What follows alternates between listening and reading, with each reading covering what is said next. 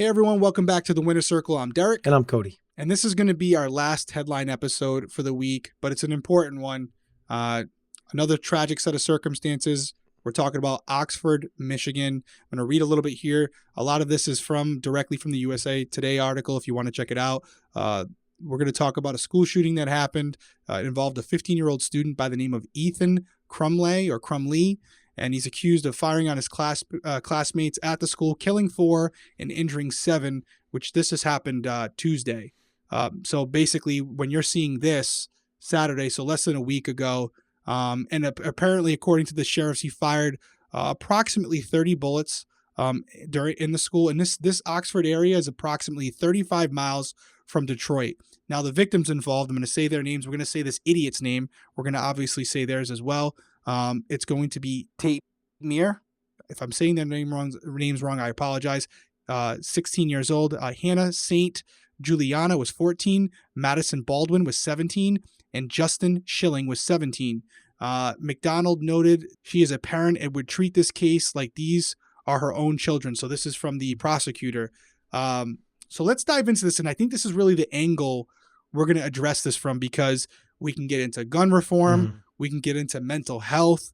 But there's something that Cody and I talked about before that we both strongly agree with. So if you want to listen to the article or read the article, you should definitely do that. There's a lot out there. But this individual, first and foremost, clearly had some issues.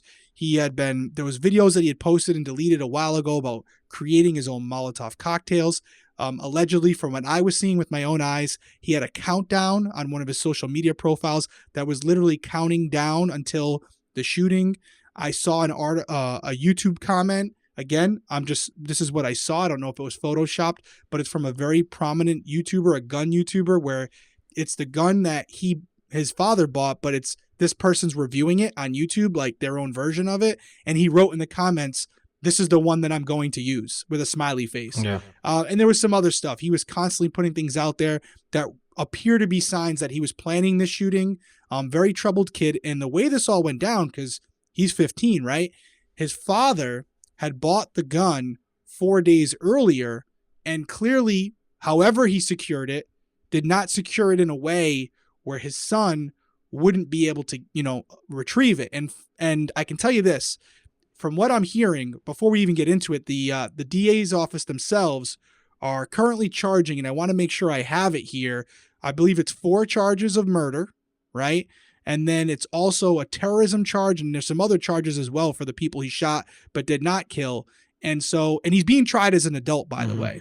However, when there was a press conference done about this, the prosecutor said that she basically hasn't ruled out the fact that these parents need to start being held accountable for the firearms that they're purchasing, and then their children are going out there and committing these mass shootings.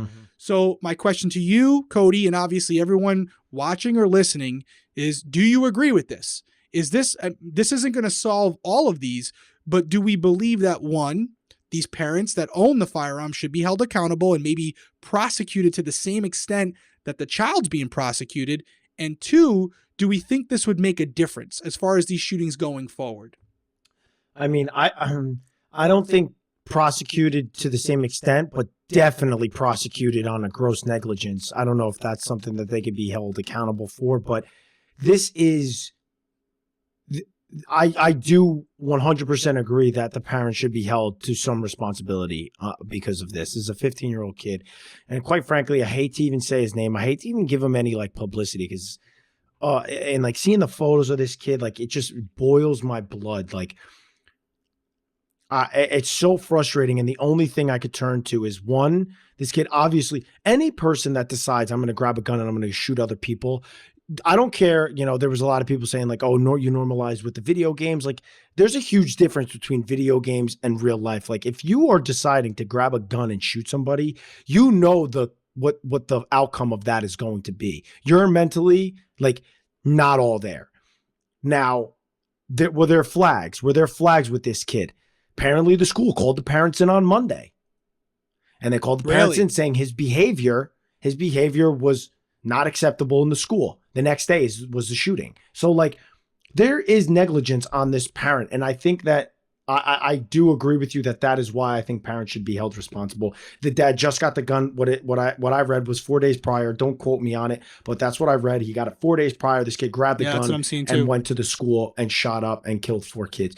It's absolutely disgusting. The parents should be held liable, and I'm just sick of seeing this because no parent should, like, we're getting to it. Like, parents shouldn't be worried about, like, oh, when is the next school shooting going to be? Is it going to be my kid's school? Like, there's no way to know. There's no way to know. There It's really happening isn't all no over the place. And it's my biggest fear. you have to start holding these young kids that are doing it, like, they need to be held liable, and where they got the gun from needs to be also held liable. And if that's the father, the mother, the parents, if it's registered to them and they're not doing a good job of locking it up, they need to be held liable because, these families now that are dealing with this tragedy and this terrorist act during the holidays, it's just disgusting that these are the stories that we're getting during the holiday season. It's so frustrating, man. I'm just so frustrated. I'm so over it. Yeah, I mean, I veer from you a little bit. My thing is, I think it's a case by case base, but if it's determined through an investigation that there was just pure negligence on the part of the family, where not only did they not have it secured correctly, but they were allowing the child to play with the gun and do certain things where, like, it was kind of like, hey, it's fine, just don't leave the house with it.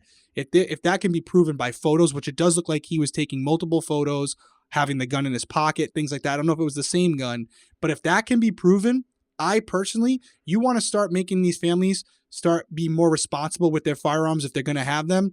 Charge them with the same crime that their kids being charged with. Mm-hmm. Watch how quick parents of firearm owners change their practices as far as how they secure their guns, Mm-hmm. and how much they enforce the idea that, like, hey, listen, if God forbid something like that happened, it's not on me. That's on my kid. I definitely think we need to start making an example out of these parents because, yes, there's a lot of other things that can be talked about. Gun reform, mental health awareness. But at the end of the day, if the gun is not accessible to the child, more than likely it'll prevent it, in my opinion. I mean, a 15-year-old, unless they're getting it through a legal means, it's going to be difficult for them to obtain a firearm, specifically a handgun, because in most states, I believe in all states, you can't obtain a handgun until you're 21. Yeah. You can obtain a rifle at 18, but a handgun's 21. So I do think if it's proven that these parents were just completely just oblivious to what was going on, weren't properly securing the weapon the way it should be, where the firearm is in one place in a locked safe and the ammunition is in another place, again, away from the child. If that's proven that they didn't do that, I think they should be charged with every single charge, with maybe the exception of terrorism, because obviously that's the intent of the person doing it. Right. But the gun ultimately belongs to you. So maybe not both parents, but the registered owner of that firearm, absolutely. And I'll tell you right now, some family members are going to, one, think twice about maybe getting a firearm, and two, if they do get one, making damn sure they pay the same amount for the safe that they're securing it with as they did for the gun. Because I see that all the time. They'll buy a $1,000 gun in a $50 safe that can be opened with a paper clip. Yeah. Because they're just like, yeah, it's good like this. So I absolutely think they should be held accountable. I hope they are, because I do think that is a big problem, is the home itself. Yeah. The home that these kids are growing up in and what they're allowed to do in their home. And, also, frankly, like, take away the fact that he had the gun, but, like, what the hell is he doing in the house? Are you watching your kid? Yeah. Are you seeing some of the things that he's doing? They're not normal. Some of the stuff we're seeing just on social media. Do you just not care? Yeah. Or are you just really oblivious to what's going on around you? I don't want to judge them in that way. I don't know what could be their excuse, but I think there's a lot to unpack here. And this case could set a precedent for cases going forward, which I think is long overdue. Yeah, I agree with you 100%. What was the gun that he used?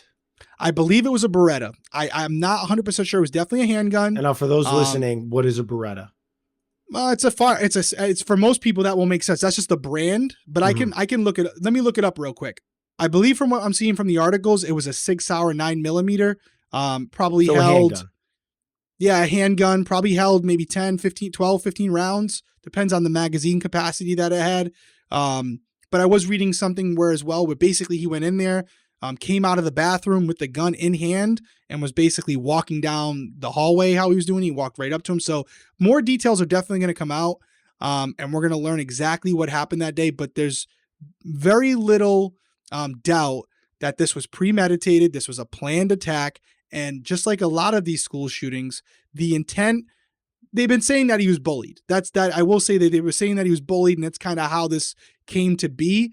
But I truly believe that these individuals are just trying to be the biggest killers on the, in they want that their news names cycle, out so there. that their names go down in history, because essentially they feel like they're not seen or heard, and they want to do something where everybody, including you and I, are, saying their name on a national TV show or on a podcast. And now there are names of killers like the Aurora. I'm not going to say their names right now because it'd be defeating the purpose of what I'm saying. But there's a lot of killers out there where you don't remember the victims, but you remember the shooters. And that's unfortunate, but it's a reality. Yeah. I'm so sick of this. And it's just like kids are getting killed by other kids. It's like, where does this end? And I'm not on the side, I do think that people have the right to own firearms. I'm on that side, but I do think that people that are owning firearms, like, these are deadly weapons that I think a lot of people almost like take for granted. Like, you just have it out. Like, you just bought this. Just have it out for this kid to take it into school. Something has to be done. And I do agree with you that once the parents are held liable, that's going to make a lot of parents around the country start being like, wait a minute, what do I have for my gun? I need to look into that. Let me get something to make sure my gun is safe. So I think that's definitely, I think it's going to happen. I think it's going to happen for sure. And I hope it does. And we will learn more. He was arraigned, I believe today. He pled not guilty, which is a common thing. That's usually what their lawyer will tell them to do on the arraignment. It doesn't really hold any weight. What does that mean? So we will, like, how do you plead not guilty? Because that's his defense, right? He's going to say he's not guilty. It might be not guilty. I don't know if they're going to go with like an insanity plea or whatever, but I've never really, I'm sure it's happened, but very rarely do they come in during the arraignment and say, oh yeah, I'm guilty. Because at that point, what do we need a trial for? But this will go to trial, and I'm sure there's going to be an angle where it's like, this was some form of mental instability that caused this, and he's clearly not fit to, go through this trial, whatever it may be, some poor excuse. But we'll stay up to date on it. And hold on, let me do that again. But we'll stay up to date on it, and we'll keep you guys informed if anything breaking happens, especially if the parents are charged. If that happens, then that's obviously a big thing. So we will keep you up to date on it, let you know what happens. And again, can't say it enough. We're only a small podcast, but it's worth saying our thoughts and prayers are with everyone affected by this tragedy. It kind of sounds redundant at this point because we're always saying it. So it almost sounds like it's an empty, condolence, but we do mean it as a father. I mean, this is, like I said earlier in the podcast, is my worst fear. And Cody, I know you don't have kids, but you have common sense. Yeah. Right. So it's exactly. like, it's a tough one, like, man. my it's sister works in a school. Like, it's just, that's frustrating. And you want to have kids. Yeah. Like, this is the world you're bringing them into. Yeah. Like, it's scary, school man. Shootings. Yeah, no, it's scary. It's scary. Add it to the list of things, right? But anyways, we appreciate you guys checking us out, staying with us.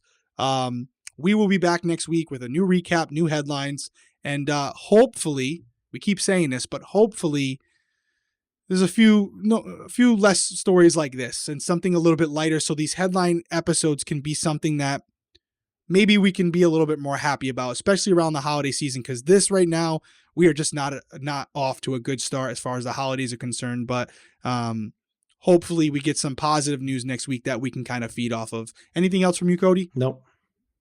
Guys, like, comment, subscribe on the video, please. We really appreciate it. If you're listening on audio, please leave a comment and 5 stars if you enjoyed what you've heard so far. We really do appreciate it. We appreciate you joining us here on the Winner's Circle. We will see you next week.